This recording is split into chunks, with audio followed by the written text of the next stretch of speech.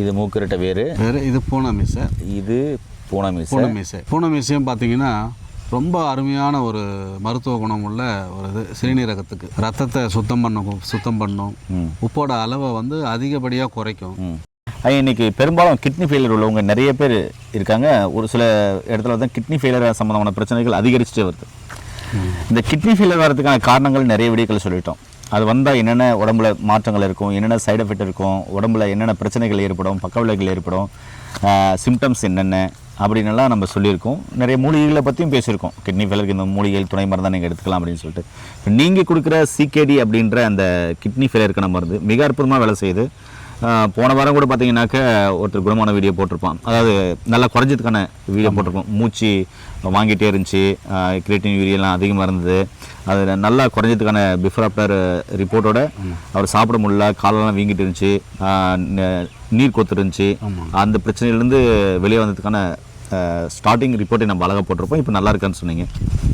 Kidney ஃபெயிலருக்கு இப்படிப்பட்ட ஒரு அற்புதமான மருந்து கண்டுபிடிச்சிருக்கீங்க. அது என்னென்ன மூலிகைகள் கண்டுபிடிச்சிருக்கீங்க, கிட்னி ஃபெயிலர் வந்து எப்படி பயன்படுத்தணும், என்னென்ன பத்தி முறைகள் எடுக்கணும்? நம்ம எல்லா முன்னோர்கள் சொன்னது தான். நம்ம அதை ஜஸ்ட் ரிமைண்ட் தான் பண்ணிகிட்ருக்கோம், ஞாபகப்படுத்துகிறோம். அழகாக சொல்லியிருக்காங்க. மூக்கரட்டையை விட அருமையான மருந்து வேறு ஒன்று இருக்காது. ஆனால் அது வேரோட சமூலமாக எடுத்து பயன்படுத்தணும். இது மூக்கரட்டை வேறு, இது பூனை மீசை, இது பூனை மீசை. பூனை மீசையும் பார்த்தீங்கன்னா ரொம்ப அருமையான ஒரு மருத்துவ குணம் உள்ள ஒரு இது. சிறுநீரகத்துக்கு ரத்தத்தை சுத்தம் பண்ணும், உப்போட அளவை வந்து அதிகப்படியாக குறைக்கும். இன்னும் நிறைய சொல்லிட்டு போகலாம் அந்த பூனை மீசையை பற்றி. இது இல்லாமல் கடை சரக்குகளும் நிறைய சேர்க்குறோம். இதை வந்து பிரிக்க குடிநீர்னு சொல்லுவோம் நம்ம. பிரிக்க குடிநீர் அது கூட வந்து நம்ம பற்பம் செந்தூரம் கலந்து மாத்திரை வடிவில் உங்களுக்கு இப்போ காமிக்கும் போது சூரணமாக காமிப்போம். ஆனால் இது மாத்திரை வடிவில் கொடுப்போம். பற்பம் செந்தூரம் எல்லாம் கலந்து மாத்திரை வடிவில் கொடுக்குறீங்க. மாத்திரை வடிவில் கொடுப்போம். ஓகே. இது 2 வேலைக்கு எடுத்துக்கிட்டு வரணும். ஓகேங்கய்யா. அது வெறும் வயிற்றில் அந்த பிரிக்க குடிநீர் கஷாயத்தை வெறும் வயிற்றில் 2 வேலை, காலை மாலை வெறும் வயிற்றில் எடுக்கணும். இது உணவுக்கு பின் காலை மாலை 2 வேளை மாத்திரை வடிவில் கொடுக்குறோம். அது உப்பு அதிகமாக இருக்குது, சிறுநீரகம் செயலில் இருந்திருக்கு, அதை நெஃப்ராட்டிக் டிசீஸ்னுவாங்க. அது அந்த நெஃப்ரான் மெஷ் வந்து டேமேஜ் ஆகிடுச்சுன்னா அந்த சுத்திகரிப்பு நடக்காது. அதனால் பார்த்திங்கன்னா ரத்தத்தில் உப்போட அளவு அதிகமாகிடும். நம்ம சிகேடி இந்த சூரணம் பற்பு செந்தூரம் இருக்குது பாருங்கள், அது வந்து அந்த வலையை திரும்பவும் கொண்டு வரும். இயற்கையில் அதுமாதிரி வாய்ப்பு இல்லை. பட் சித்தர்களுடைய முறைப்படி நம்ம செய்கிறதுனால இந்த பற்பு செந்தூரம்லாம் ஆட் பண்ணுறதுனால திரும்ப ஃபார்ம் ஆகும். அப்படி ஆக ஆரம்பிக்கணும்னா கூட வந்து உணவு முறையிலே நம்ம கொஞ்சம் கோஆப்ரேட் பண்ணணும். என்ன அப்படின்னா, எந்த உணவும் பச்சை நிறம் இல்லாமல் எடுக்கணும். காய்கறியோ பழமோ, இப்போ உதாரணத்துக்கு ஒரு சொரக்காய் ஜூஸ் சாப்பிட்றாங்க உப்பை குறைக்கணும் அப்படின்ட்டு, அந்த சொரக்காவில் மேலே இருக்கிற அந்த பச்சை நிறமி அதை வந்து பீலர் போட்டு அதை சீவி, கத்தி வச்சோ பீலர் போட்டோ சீவி சுரண்டி அந்த பச்சையெல்லாம் ரிமூவ் பண்ணிவிட்டு நீக்கிட்டு அதை எடுத்துக்கணும். கீரை வகைகளை சுத்தமாக அவாய்ட் பண்ணணும். ஏன்னா பச்சை இல்லாமல் கீரை கிடையாது. ஆனால் அதையே காய வச்சு சூரணமாக்கி பழுப்பு நிறமாக எடுத்தாங்கன்னா அது இஷ்யூ இல்லை. அந்த பச்சை வர்ணம் தான். இப்போ ஒரு முருங்கைக்காய் சேர்க்கணும் அப்படின்னா அதை வந்து மேலே இருக்கிற தோலெல்லாம் சீவிட்டு சேர்க்கலாம். உதாரணத்துக்காக சொல்கிறேன்.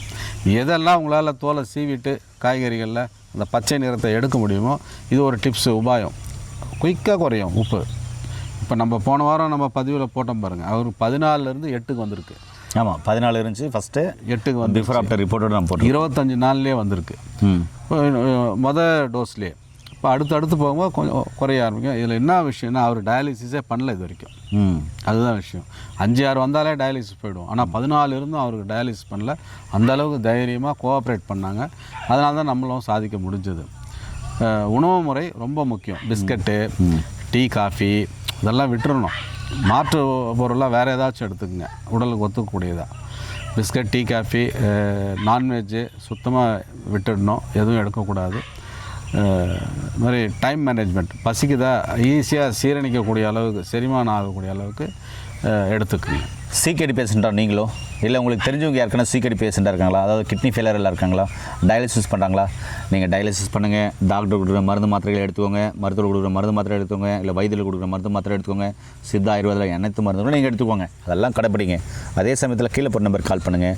படித்து பட்டதாரி மருத்துவ மூலமாக இங்கே கொடுக்குற இயற்கையான மூலிகையிலிருந்து தயாரிக்கப்பட்ட இந்த சித்த மருந்துகளை எடுத்துகிட்டு நோய் நொடி இல்லாமல் ஆரோக்கியமாக வளங்க.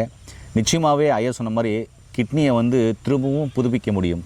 அப்படிப்பட்ட மருந்துகள் பார்த்தீங்கன்னா சித்த மருத்துவத்தில் இருக்குது. இங்கே நீங்கள் பார்த்தது 2 மூலிகைகள் தான். ஆனால் அது இல்லாமல் நிறைய மூலிகைகள் பற்பம் செந்தூரங்கள் நுணுக்கமாக சேர்த்தப்படுது. அதனால் கிட்னியில் இருக்கிற நெஃப்ரான்கள் திரும்பவும் புதுப்பிக்க முடியுமானா நிச்சயமாக முடியும். அதுக்கான சாத்தியக்கூறுகள் அதிகமாக இருக்குது. சித்தர்கள் சாதிச்சிருக்காங்க. அப்படிப்பட்ட மருந்துகளை தான் ரொம்ப நுணுக்கமாகவும் தெளிவாகவும் இங்கே செஞ்சு மக்களுக்கு சைடு எஃபெக்ட் இல்லாமல் கொடுக்குறாங்க. ஏன்னா கிட்னி வடிகட்டணும் அப்படின்னா அதில் முழுக்க பார்த்தீங்கன்னாக்கா ரொம்ப அற்புதமான மருந்துகளாக இருக்கணும். கொஞ்சம் சைடு எஃபெக்ட் இருந்தால் கூட பார்த்தீங்கன்னாக்கா கிட்னி டேமேஜ் ஆகிறதுக்கு ஆரம்பிக்கும்.